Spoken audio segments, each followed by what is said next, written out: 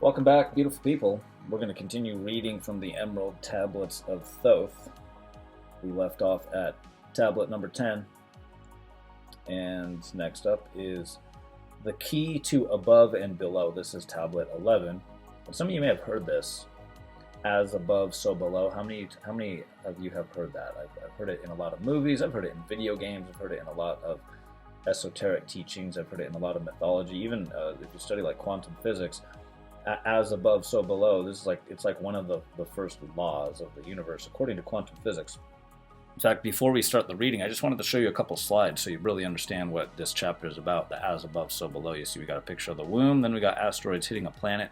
We got brain cells, leaves, roots of trees. We got galaxies, seashells, all kinds of stuff that are, some things are very, very tiny and small on this planet compared to massive things that are as big as galaxies in the universe. This is what he's talking about. These are examples of as above, so below. It is a fundamental law built into the construct of the universe. And here's one more with more examples. We have crop circles, the Fibonacci sequence into a sunflower seed, more seashells, galaxies, all this stuff always found in nature. As above, so below. And Thoth said, "Hear ye, and list ye, O children of Chem." And when he says children of Chem, he is referring to ancient Kemet, which is Egypt. It's also where you get the word chemistry. "List ye, O children of Chem, to the words that I give, that shall bring ye to the light." Sorry, let me silence my phone there. "Ye know, O men, that I knew your fathers, I your fathers in time long ago. Deathless have I been through all the ages, living among ye since your knowledge began." Remember, in the very first part of this book, Thoth straight up says that he had overcome death. "Leading ye upward to the light of the great soul have I ever striven, drawing ye from out of the darkness of night. Know ye, O people amongst whom I walk, that I, Thoth, have all the knowledge and all of the wisdom known to man since the ancient days. Keeper have I been of the secrets of the great race, holder of the key that leads into life. Bringer up have I been to ye, O my children, even from the darkness of the ancient days. List ye now to the words of my wisdom. List ye now to the message I bring. Hear ye now the words I give to thee, and ye shall be raised from the darkness to the light. Far in the past, when I first came to thee, I found thee in caves of rocks. I lifted I thee by my power of wisdom, until thou didst shine among as men among men." I think he's referring back to the beginning of this book as well right here when he says, "Far in the past, when I first came to thee, I found thee in caves of rocks." And he was talking about how, he had he came down and the barbarians came out and tried to attack him, and he used his quote-unquote magic science to basically freeze them in their tracks. Like he directed at them a ray of vibration, is what he said, to stop them from coming at him, and then they groveled before him, and I think that's what he's referring to. "Lifted I thee by my power and wisdom, until thou didst shine as men among men. I found I thee without any knowing, only a little were ye raised beyond beasts. Fanned I ever the spark of thy consciousness, until at last ye flamed as men." So he's talking about how he found these primitive people and raised them up to a much higher level of consciousness. "And Thoth said, Now shall I speak to thee knowledge ancient beyond the thought of any race. Know ye that we of the great race had and have knowledge that is more than man's. Wisdom we gained from the star-born races, wisdom and knowledge far beyond man. Down to us had descended the masters of wisdom, and far beyond us I am from thee. List ye now while I give ye wisdom. Use it, and free thou shalt be. Know ye that in the pyramid I builded are the keys that shall show ye the way into life. Guarantee you, whatever Thoth left in the pyramids, that it's already been excavated and taken away by the military and taken into their underground research facilities, reverse engineered and used in their secret space programs. Bet you $100, bet you $1,000. I draw ye a line from the great image I builded to the apex of the pyramid, built as a gateway. Built as a gateway. I wonder if he's referring to it had some kind of a portal technology application that you could use with it, or if it was used as like some mechanism to help assist in astral travel and astral projection, which is other theories that I've heard about it. Draw ye another opposite in the same angle and direction. Dig ye and find that which I have hidden. Like he's telling people to dig and find what he has hidden. Guarantee you the Nazis were all over this. The United States military were all over this. I'm sure they've already uncovered all this stuff, and whoever got it first took it away into their research facility, and they've been using it in their military secret space programs. There shall ye find the underground entrance to the secrets hidden before ye were men.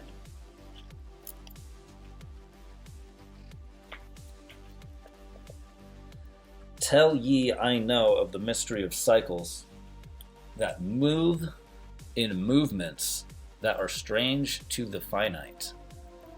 For infinite are they beyond knowledge of man. Know ye that there are 9 of the cycles, 9 above, and 14 below, moving in harmony to the place of joining that shall exist in the future of time. Know ye the lords of the cycles are units of consciousness sent from the others to unify this with the all.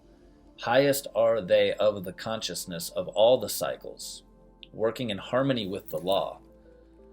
Know they that in time all will be perfected, having none above and none below, but all one in a perfected infinity, a harmony of all in the oneness of all. Deep neath the earth's surface, in the halls of Amente, sit the 7, the lords of the cycles, I and another, the Lord from below. Yet know thee, in infinity there is neither above nor below, but ever there is and ever shall be oneness of all when all is complete. Oft I stood before the lords of all, oft at the fount of their wisdom have drunken and filled both my body and soul with their light. Spake they to me and told me of cycles and the law that gives them the means to exist. I spake to me the Lord of the 9, saying, O Thoth, great are ye among earth children, but mysteries exist of which ye know not. Ye know that ye came from space-time below, this and know ye shall travel into space-time beyond, but little ye know of the mysteries within them. Little ye know of the wisdom beyond. Now ye, or know ye, that ye as whole in this consciousness are only a cell in the process of growth. The consciousness below thee is ever expanding in different ways from those known to thee. It, though in space-time, below thee is ever growing in ways that are different from those that were part of the ways of thine own. For know that it grows as a result of thy growth, but not as the same way that thou didst grow. The growth that thou had and have in the present have brought into being a cause and effect. I think when he says a cause and effect, I think he's talking about like the law of attraction. No consciousness follows the path of those before it, else all would be repetition and vain. Each consciousness in the cycle it exists in follows its own path to the ultimate goal. Each plays its own part in the plan of the cosmos. That's a really interesting statement right there. Let me read that again. It says, no consciousness follows the path of those before it, else all would be repetition and vain. Each consciousness in the cycle it exists in follows its own path to the ultimate goal. Each plays a part in the plan of the cosmos. Did you ever hear people talk about like, oh, like there's a grand plan or something, like God has this big plan, or there's this big plan or order in the universe? I mean, this is kind of what he's talking about right here. It says it right there. Each consciousness plays a part in the plan of the cosmos. When he says the cosmos, I'm assuming that he's just referring to the entire universe. Interesting stuff. Let's continue. Each plays its part in the ultimate end. The farther the cycle, the greater its knowledge and ability to blend the law of the whole. Know ye that ye in the cycles below us are working with minor parts of the law, while we of the cycle that extends to infinity take of the striving and build greater law. Each has its own part to play in the cycles, each has his work to complete in his way. The cycle below thee is yet not below thee, but only formed for a need that exists.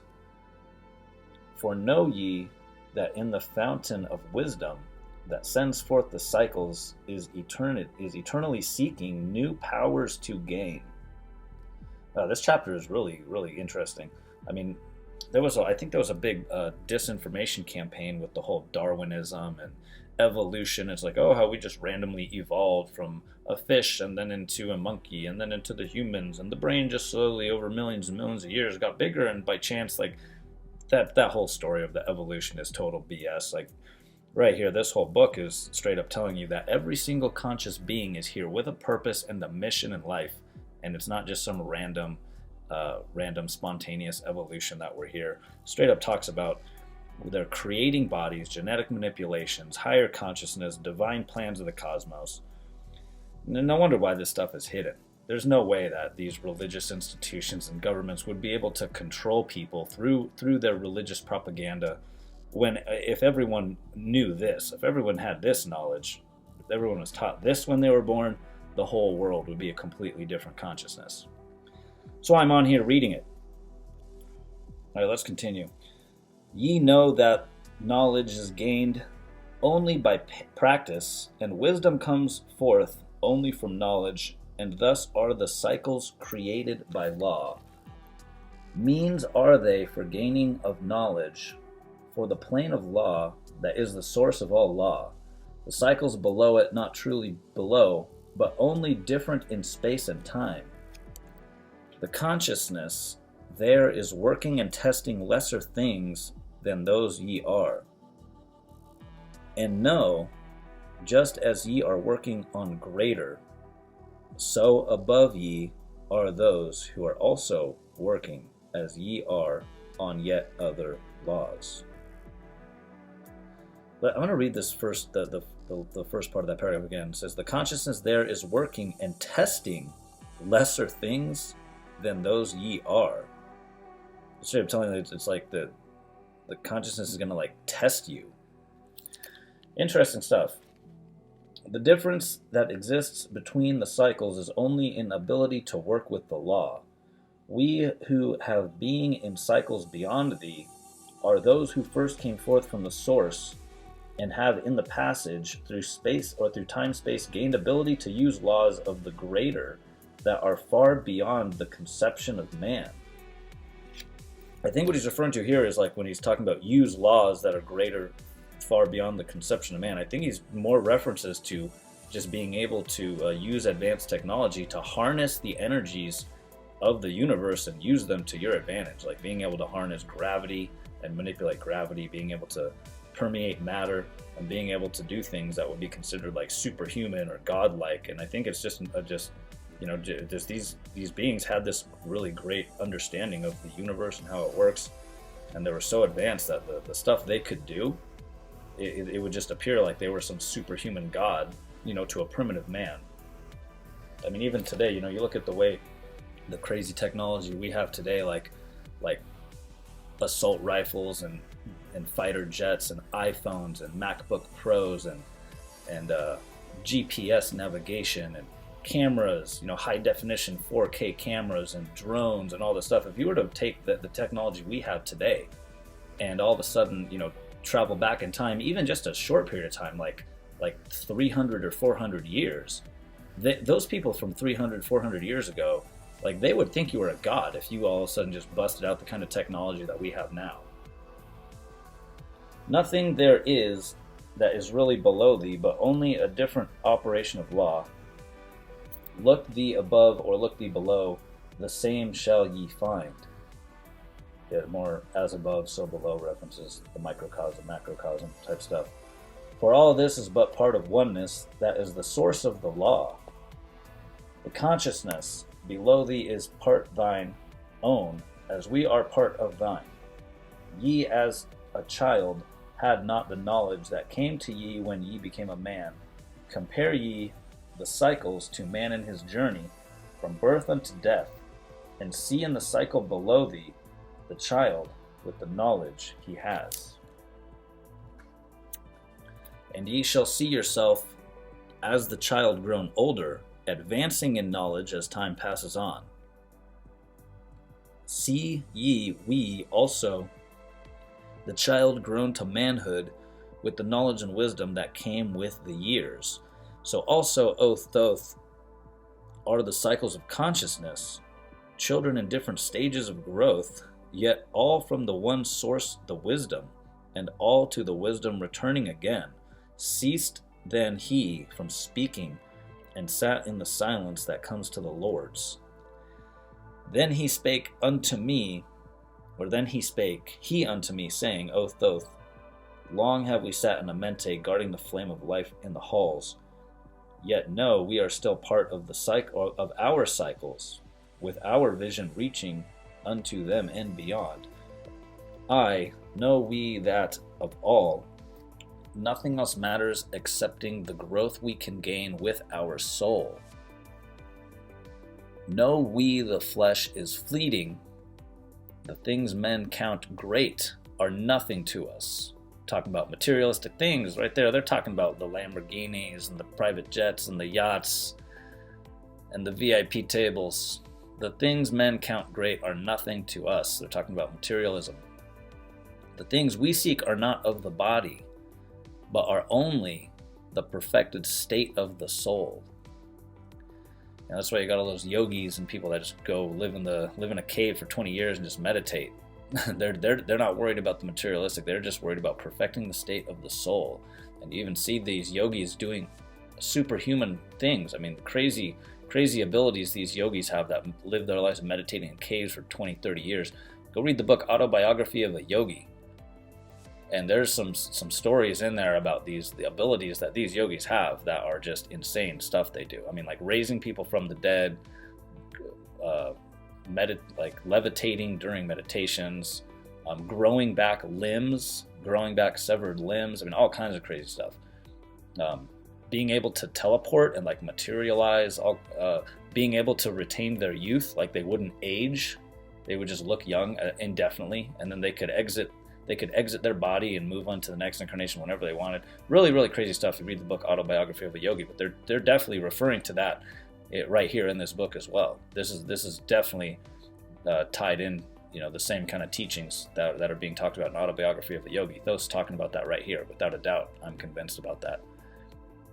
When ye as man can learn that nothing but progress of a soul can count in the end, then truly ye are free from all bondage, free to work in a harmony of law. Know, O man, ye should aim to perfection, for only thus can ye attain the goal. Though ye should know that nothing is perfect, yet it should be thy aim and thy goal. Ceased again the voice of the nine. And into my consciousness the words had sunk. Now seek I ever more wisdom, that I may be perfect in law with the all. Soon I go down into the halls of Amentes, to live beneath the cold flower of life. Ye whom I have taught shall never more see me, yet live I forever in the wisdom I taught. All that man is because of his wisdom. All that he shall be is the result of his cause. You know, it's funny, he says right here, when he says, I have taught, or ye whom I have taught shall never more see me, yet I live forever in the wisdom I taught. And you see this because people made statues of this guy. He was carved into stone all over ancient Egypt. The Greeks deified this guy. They called him Hermes Trismegistus. They made statues of him. They wrote books about him. The South Americans, they called him Quetzalcoatl. They built statues of him. The Romans called him Mercury. They also built statues of him. And you know they were talking about the same person because we see the symbolism. The symbolism and all the stories and the mythologies line up exactly with this book and with the symbolism. All right, let's continue. List ye now to my voice and become greater than common man. Lift thine eyes upward. Let light fill thy being. Be thou ever children of light. Only by effort shall ye grow upward to the plane where light is all of the all. Be ye the master of that sound of all that surrounds thee. Never be mastered by the effects of the life. So basically, he's talking about right here is don't instead of reacting to the things around you. Basically, he's talking about master your emotions, control the way you feel. Don't let what's happening around you affect the way you feel. I believe that's what he's talking about. All right, let's continue. Create then ever more perfect causes, and in time thou shalt be son of the light. Free, let thine soul soar ever upward, free from the bondage and fetters of night. Lift thine eyes to the sun in the sky space. For thee, let it be a symbol of life. Know that thou art greater light, or that art the greater light, perfect in thine own sphere when thou art free. Look not ever into blackness, lift up thine eyes to the space above. Free, let thine light flame upward, and thou shalt be a child of light. That's the end of tablet number 11. Really, really interesting, crazy stuff about consciousness and how everyone has meaning in life and everyone is on a certain path with a certain plan and a goal and a mission. All right, we'll start the next tablet number 12. Tablet number 12, the law of cause and effect and the key of prophecy. List, ye, O man, to my words of wisdom. List to the voice of Thoth, the Atlantean. Conquered have I the law of time and space. Knowledge have I gained of the future of time. Know I that man is in his movement through space-time shall ever be one with the all. Know ye, O man, that all of the future is an open book to him who can read. All effect shall bring forth its causes as all effects grow from the first cause. Know ye the future is not fixed or stable, but varies as cause brings forth an effect. Look in the cause thou shalt bring into being, and surely thou shalt see that all is effect. He's straight up saying right there that we are creating the future as we move forward through time. Pretty interesting stuff. So, O man, be sure the effects that ye bring forth are ever causes of more perfect effects. Know ye the future is never in fixation, but follows man's free will as it moves through the movements of time-space towards the goal where a new time begins. In other words, he's saying we are creating our own reality. Man can only read the future through the causes that bring the effects. Seek ye within the causation, and surely ye find the effects. List ye, O man, while I speak of the future, speak of the effect that follows the cause. Know ye that man is his journey lightward, is ever seeking escape from the night that surrounds him. Like the shadows that surround the stars in the sky. And like the stars in the sky space, he too shall shine from the shadows of night. Ever his destiny shall lead him onward until he is one with the light. Aye, though his way lies midst the shadows, ever before him glows the great light. Dark though the way, or dark though the way may be, yet shall he conquer the shadows that flow around him like night. This is more stuff about, like, the law of attraction and how your thoughts and actions are creating your reality, and we are the creators of our reality in this holographic vibrational light matrix, as I call it. Alright, let's continue. Far in the future, I see man as light-born, free from the darkness that fetters the soul, living in light without the bounds of darkness to cover the light that is light of their soul. Know ye, O man, before ye attain this, that many the dark shadows shall fall on your light, striving to quench with the shadows of darkness the light of the soul that strives to be free.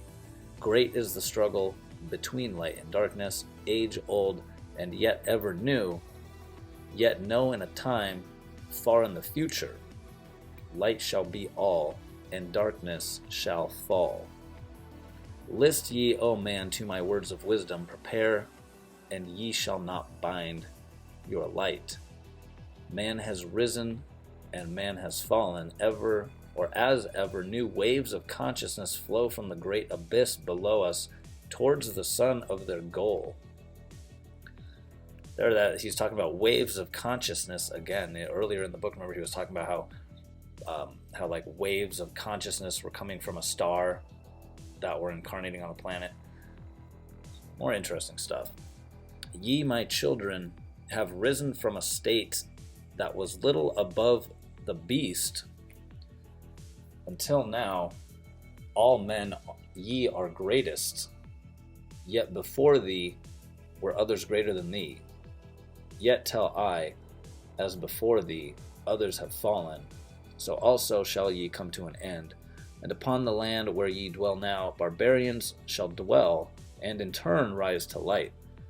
Forgotten shall be the ancient wisdom, yet ever shall live though hidden from men. I, in the land thou callest Chem, races shall rise and races shall fall, forgotten shalt thou be of the children of men. Yet thou have moved to a star space beyond this, leaving behind this place where thou hast dwelt. The soul of man moves ever onward, bound not by any one star, but ever moving to the great goal before him, where he is dissolved in the light of all. Know ye that ye shall ever go onward, moved by the law of cause and effect, until in the end until in the end both become one. I, man, after they have gone, others shall move in the places ye lived. Knowledge and wisdom shall all be forgotten, and only a memory of God shall survive. As I to thee am a god by my knowledge, so ye too shall be gods of the future, because of your knowledge is far above theirs. That's exactly what I was just saying about how, like, if we were to go back, even just a few hundred years with our technology, they would think we were gods because of our knowledge of how to use advanced technology. All right, let's continue. Yet know ye that all through the ages man shall have access to law when he will. Ages to come shall see revival of wisdom to those who shall inherit thy place on this star. They shall in turn come into wisdom and learn to banish the darkness by light, yet greatly must they strive through the ages to bring unto themselves the freedom of light. I mean, this is straight up. He's straight up saying that we are gods, and that the only thing that's really causing a man to perceive another man as a god is just his knowledge and understanding of technology and the universe. No wonder all this stuff has never been included in like the Book of Mormon or the Bible or these other religions that try to control people, because they don't want you to know that you could potentially be a god just by having an advanced understanding of the universe and knowing how to use advanced technology. They don't want that. Then there shall come unto man the great warfare that shall make the earth tremble and shake in its course. I then shall the dark brothers open a warfare between light and the night, when man again shall conquer the ocean and fly into the air on wings like birds. When he has learned to harness the lightning, then shall the time of warfare begin. Again, I think these are more references to advanced technology. When he says, when men shall conquer the ocean and fly in the air like wings of the birds, he's talking about how now we have all this crazy flying technology like helicopters and F-15 fighter jets, and how there's going to be all these crazy wars. And that's exactly what's happening now, is world wars all the time, people bombing each other in fighter jets and helicopters and crazy stuff like that. And then it says, learn how to harness the lightning. He's talking about harnessing electrical energy to use it in advanced weapons technology. When he has learned to harness the lightning, then shall the time of warfare begin. That's exactly what he's talking about. Great shall the battle between twixt the forces, great the warfare of darkness and light. Nation shall rise against nation, using the dark forces to shatter the earth. Weapons of force shall wipe out the earth man until half of the races of men shall be gone.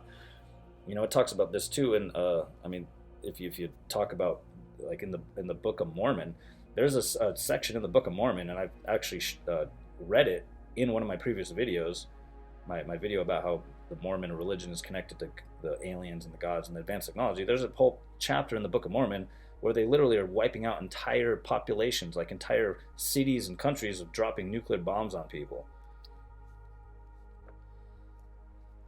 And Thoth said, then shall come forth the sons of the morning, and give their edict to the children of men, saying, O men, cease from thy striving against thy brother. Only thus can ye come to light. Cease from thy unbelief, O my brother, and follow the path, and know ye are right. Then shall men cease from their striving, brothers against brothers, and father against son.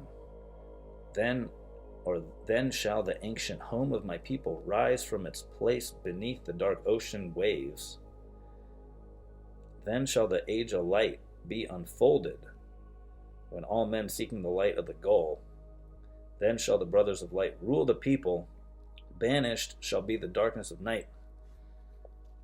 You kind of see that kind of unfolding right now with everything that's happening, with everything getting exposed at the politics and the human trafficking and the world wars and the banking families. All right, let's continue. And Thoth said, I, the children of men, shall progress onward and upward to the great goal. Children of light, they shall become. A flame of the flame shall their souls ever be. Knowledge and wisdom shall be man's in the great age. For he shall approach the eternal flame, the source of all wisdom, the place of being, or the place of beginning, that is yet one with the end of all things. When that happens, according to Thoth, knowledge and wisdom shall be man's in the great age. I, in a time that is yet unborn, all shall be one and one shall be the all. Man, a perfect flame in his cosmos, or in this cosmos, shall move forward to the place of the stars. I shall move even from out of this space-time into another beyond the stars. Long have ye listened to me, O my children, long have ye listened to the wisdom of Thoth. Now I depart from ye into darkness. Now I go into the halls of Amente. There I dwell in the future when light shall come again to man. So he's saying he's going to come back until I come back again for man. I think this is where the Christians got their whole narrative of, oh, Jesus is going to return and all this stuff. I think it's all just, Christianity is just a straight up plagiarism of the teachings of Thoth, where they've kind of like warped it and twisted it and took certain things out that they didn't want you to know and then added in their little narrative so that they could kind of make you feel like you're a bad person and demonize you and control you and make you live in fear. Oh, you're a bad person from birth. You're going to go to hell. You got to pay us 10% of your paycheck every Sunday or you're going to hell. I think that's what they did with this. They kind of took this knowledge and just kind of warped it and weaponized it and used it to psychologically manipulate people's consciousness. And they packaged it as a religion and then sold it to people. They sold it to the Christians, the Catholics, the Mormons, and brainwashed them and just created a total false reality for these suckers, really. All right, let's continue. Yet know ye, my spirit shall ever be with thee, guiding thy feet in thy pathway of light. Guard ye the secrets I leave with thee, and surely my spirit will guard thee through life. It's a very profound statement right there. Let's continue. Keep thine eyes ever on the pathway to wisdom. Keep the light as thy goal evermore. Fetter not thy soul in bondage of darkness. Free let it wing in its flight to the stars. Now I depart thee to dwell in Amente. Be thou my children in this life and the next. The time will come, ye too shall be deathless, living from age to age, a light among men. Guard ye the entrance to the halls of Amente. Guard ye the secrets I have hidden among ye. Let not the wisdom be cast to the barbarians. Secret shall thou keep it for those who seek light. Now depart I. Receive thou my blessing, take thou my way, and follow the light. Blend thou thy soul in the great essence. One with the great light, let thy consciousness be. Call thou on me when thou dost need me. Use my name 3 times in a row. Chequetet erelech volmalitis. Volmalites.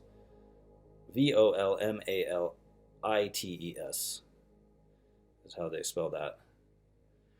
Interesting stuff. That is the end of tablet number 12.